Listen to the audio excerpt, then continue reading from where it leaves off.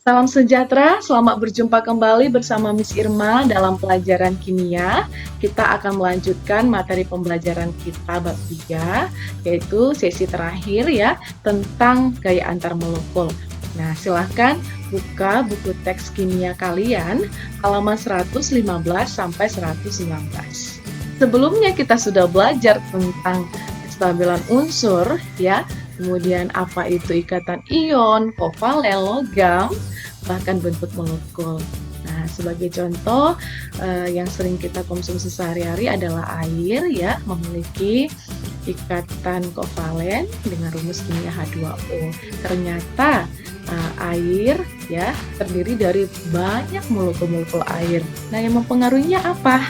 Yang mempengaruhinya adalah gaya antar molekul yang akan kita pelajari kali ini. Mari dengan penuh semangat kita bahas topik ini, gaya antar molekul. Gaya antar molekul. Apa itu gaya antar molekul? Gaya antar molekul adalah gaya yang terjadi antara molekul satu dengan molekul lainnya. Oke.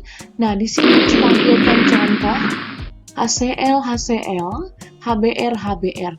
Nah, HCl, ikatan yang terbentuk disebut adalah gaya intermolekul. Ikatan yang terdapat dalam molekul adalah materi yang sudah kita pelajari sebelumnya. Ini termasuk ikatan kovalen polar. Nah, apa itu gaya antar molekul?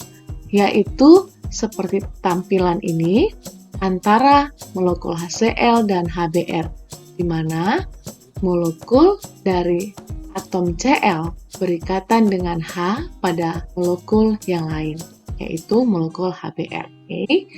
Ini disebut gaya antar molekul. Gaya antar molekul tidak hanya terjadi pada molekul yang berbeda, tapi juga terjadi pada molekul sejenis. Contohnya HCl dan HCl, dan HBr dan HBr. Ini disebut gaya antar molekul. Nah, saya berharap sudah bisa membedakan antara gaya antar molekul dan gaya intermolekul. Gaya antar molekul terbagi dua. Yang pertama, ikatan hidrogen. Yang kedua, gaya van der Waals. Ikatan hidrogen. Apa itu ikatan hidrogen?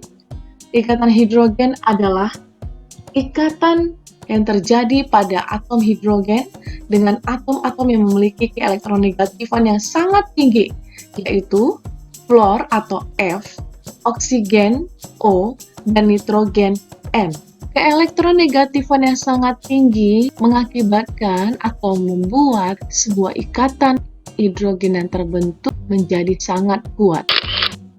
Adapun cara mudah untuk mengingat ikatan hidrogen adalah clue-nya handphone, yaitu hidrogen dengan F, HF, hidrogen dengan O bisa membentuk H2O atau juga alkohol, hidrogen dengan N, NH3. Jadi, jika kita temui nanti molekul-molekul yang tersusun dari hidrogen dan fluor, oksigen, dan nitrogen, maka disebut ikatan hidrogen. Clue-nya adalah handphone. Contoh ikatan hidrogen adalah yang pertama, HF dan HF. Di sini Miss contohkan, yaitu dari molekul HF, di mana seperti yang Miss sampaikan tadi, clue-nya adalah handphone, berikatan dari hidrogen dan fluor. Ini disebut ikatan hidrogen.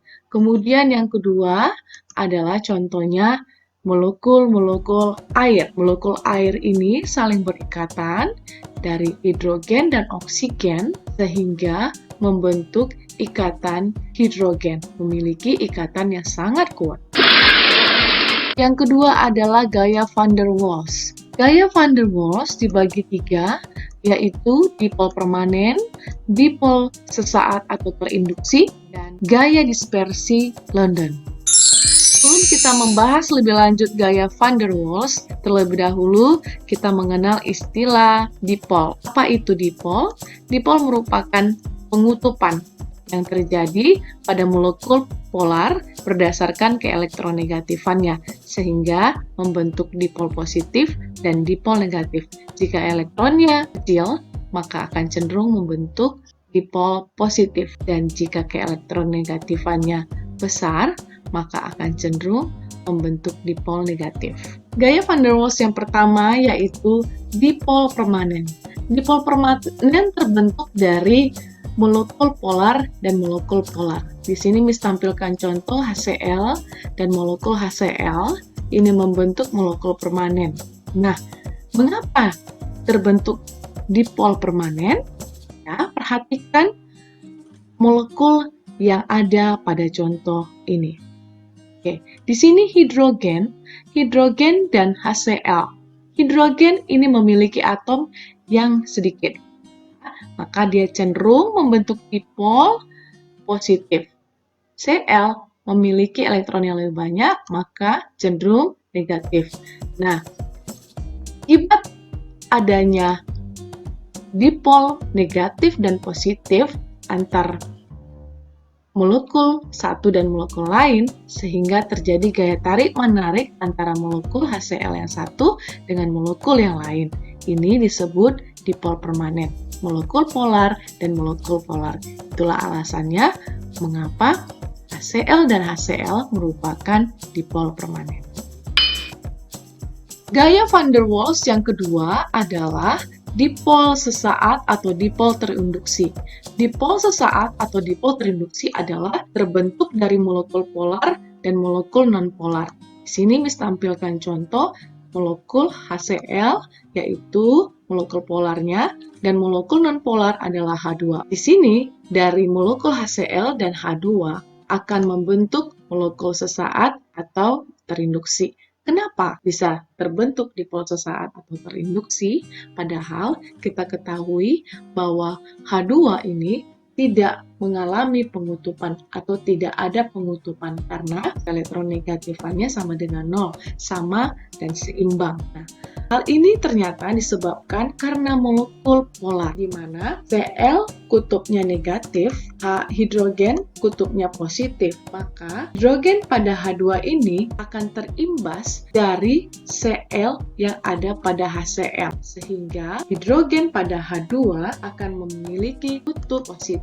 Dari imbasan atau induksi yang terjadi, terinduksi dari Cl-, maka terjadi gaya tarik-menarik antara molekul HCl dan molekul H2. Ini disebut dipol sesaat. Kutubnya tidak murni dari molekul itu sendiri, H2, tapi imbas dari molekul lain.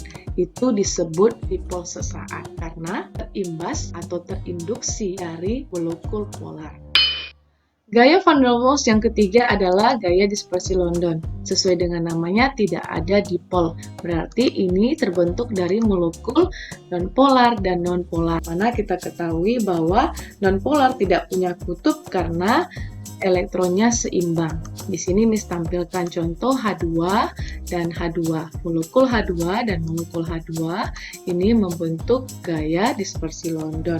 Nah, pada gaya antar molekul, kenapa bisa terbentuk? Perlu kita ingat kembali bahwa pada dasarnya elektron selalu berputar mengelilingi inti dan ada waktunya elektron-elektron itu berkumpul pada satu bagian. Ingat bahwa elektron bermuatan negatif hanya di bagian tertentu saja, sehingga tetangganya terimbas atau terinduksi. Tetangganya bisa terimbas atau terinduksi membentuk kutub positif. Terjadi ketika elektronnya terakumulasi di tempat tertentu sehingga bisa langsung putus. Jadi, karena waktunya juga tertentu dan singkat ya, maka sangat lemah ikatannya dan sewaktu-waktu bisa terputus. Terbentuk gaya dispersi London pada H2 dan H2, tapi sangat lemah. Berdasarkan penjelasan dari ketiga gaya van der Waals tersebut, maka dapat disimpulkan bahwa gaya dispersi London merupakan gaya yang paling lemah. Nah, sekarang kita membahas tentang perbandingan titik didih gaya antar molekul. Ikatan hidrogen memiliki titik didih yang lebih besar dari gaya van der Waals, yaitu dipol permanen Dan dipol sesaat, kalau dibandingkan dari dua ini, maka dipol permanen lebih besar dari dipol sesaat, karena dipol permanen terdiri dari polar dan polar, ya. Sementara dipol sesaat tadi polar dan nonpolar. Oke, nah gaya van der Waals ini, ya, bagian ketiganya tadi, ternyata gaya dispersi London itu lebih kecil, ya, paling kecil. Nah, ini perbandingan titik didih gaya antar molekul. Namun perlu diketahui bahwa khusus gaya van der Waals, perbandingan titik didih gayanya, gaya van der Waals ini didasarkan pada massa molekul atau MR. Jadi semakin besar massa molekul, maka semakin besar pula titik didihnya. Nah, dari mana kita dapat tahu massa molekul? Bisa dilihat dari tabel periodik unsur yang sudah kita pelajari di bab sebelumnya. Nah, tabel sudah tersedia, ya. Di sini ada contoh. Nah, pada tabel kalau kita perhatikan bagian atas nomor atom, ini adalah nomor ini massa, ya, massa atom. Nah, massa molekul ini ya gabungan dari massa atom, ya Nak. Jadi nanti perhatikan molekul-molekul yang terbentuk, jumlahkan massa atomnya. Nah, sesuaikan perbandingannya, linear ya. Jadi semakin besar massa atom, molekul, atau massa molekul, maka semakin besar titik didih. Berikut adalah contoh 1. Terdapat 3 gaya antar molekul, HCl, HCl, HF, HF, dan H2, H2. Oke. Nah, di sini berdasarkan gaya antar molekul di atas, urutan besar titik didih yang benar adalah. Caranya, terlebih dahulu kita perhatikan ikatan atau gaya antar molekul yang terbentuk, ya. Ingat bahwa ikatan hidrogen memiliki ikatan yang paling kuat karena memiliki keelektronegatifan yang paling besar, ya. Nah, tadi clue-nya adalah handphone. Kita perhatikan nih, yang handphone hanya di sini ya, berarti HF. Ini adalah urutan yang paling besar titik didihnya. Karena semakin besar atau semakin kuat ikatannya, ya, atau gayanya, maka semakin tinggi titik didihnya. Nah, kemudian kita perhatikan lagi gaya antar molekul yang lain. HCl dan HCl ini merupakan dipol permanen karena terbentuk dari polar dan polar, ya. Sementara H2 dan H2 ini adalah gaya dispersi London, ya, kovalen nonpolar dan nonpolar, ya, nonpolar dan nonpolar. Sehingga dari kekuatan ikatannya dapat kita ketahui bahwa urutan yang kedua yang paling tinggi titik didihnya adalah HCl, yang ketiga adalah H2. Kalau kita urutkan berdasarkan titik didih yang benar, di sini kesimpulannya adalah HF lebih besar dari HCl, HCl lebih besar dari H2. Contoh 2. Sini Miss tampilkan gaya antar molekul, ya, ada HCl dan HCl, HBr, HBr, dan HF, HF. Oke. Nah, dengan pertanyaan yang sama, urutan besar titik didih yang benar adalah, kembali kita analisis ya, Nak. Ya, di sini HF, HF ini ikatan hidrogen otomatis memiliki titik didih yang paling besar, ya. Kemudian sini van der Waals, ya. Van der Waals, ingat tadi bahwa van der Waals permanen, polar dan polar, kita tinjau dari massa molekulnya, ya. Kita lihat dari tabel periodik, ya. Di sini Miss tampilkan perbandingan massa atom Cl dan Br. Cl 35,5, Br 80 kalau kita genapkan atau bulatkan, ya. Nah, sehingga dari perbandingan massa atom ini dapat kita simpulkan bahwa HBr memiliki massa atom yang lebih besar, otomatis titik didihnya pun lebih besar, ya.